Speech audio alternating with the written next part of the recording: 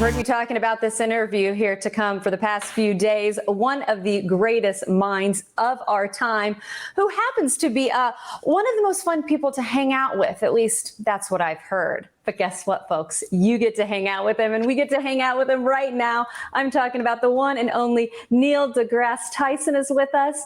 Good morning, Neil. How are you? Good morning. Thanks for having me. Great to be It on. is such a treat to have you. I want to dive right in. You are coming back to Tampa, talking at the Straz Center. What is that experience for you? You know, you've got this background as probably the most known astrophysicist that anybody can think of, but yet you make yourself approachable. What do you hear in those give and takes in these speeches that you do when you do visit places like the Straz Center coming up?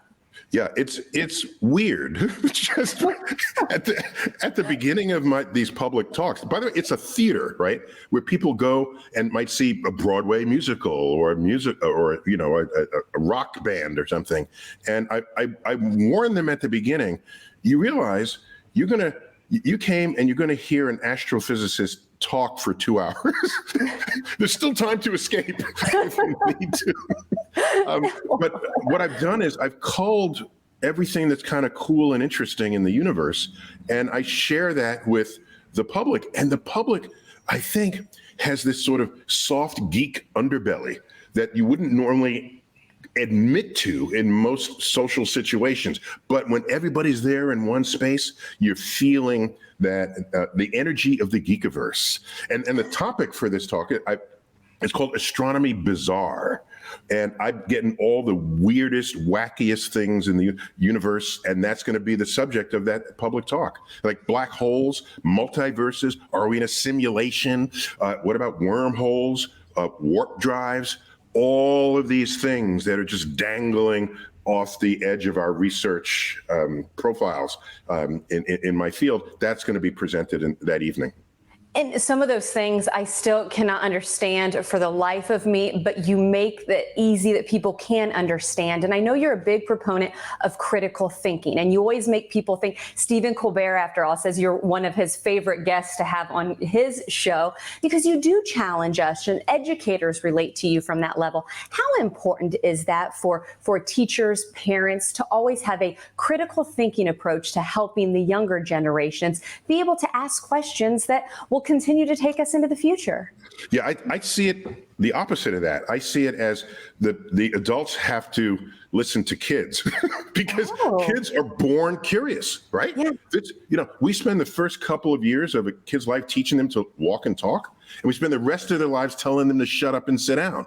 There's a break that happens where kids go from being curious to being not curious, and you want to cherish that arc of inquiry that we all had as children. And the only difference between what is a scientist? It's a kid who never really fully grew up. So it has to do with the art of asking questions, the art of saying, wait, I don't understand that. Explain more to me, and know how to go back in it. And when you do that, you can sift what is true from what is not true. And if we don't have that ability in a free democracy, then it's the beginning of the end of the unraveling of society as we've come to know it. Because when you vote, you want to vote on something that's basically objectively true, not on wishful thinking, right? If you gained a few pounds this week, next week, you can't protest the laws of gravity because that happened. Certain things about the universe are true whether or not you believe in them.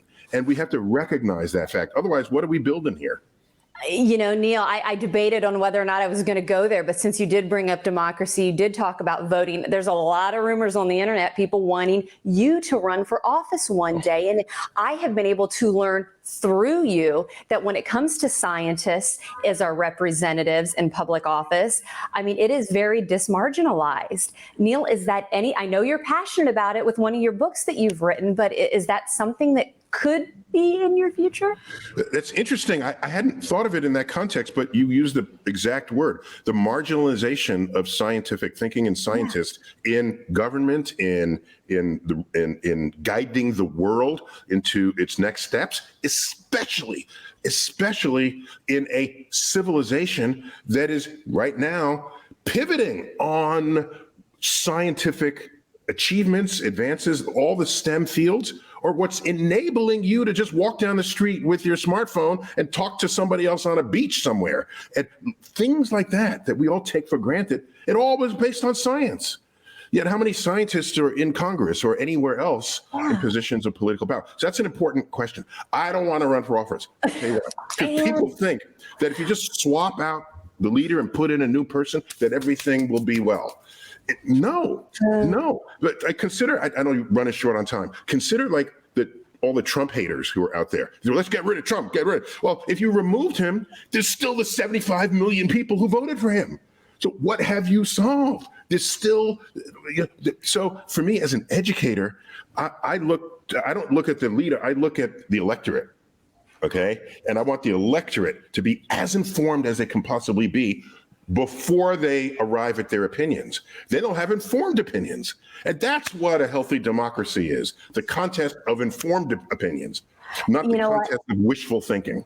I think this is a great example of what people can expect at the Straz. We started talking about one thing, ended up on another, but it's getting us thinking. I know that is what you were passionate about.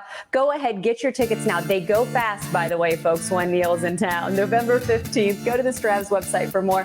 What a pleasure to have you on the show today. All right, thank you. Thank you very much.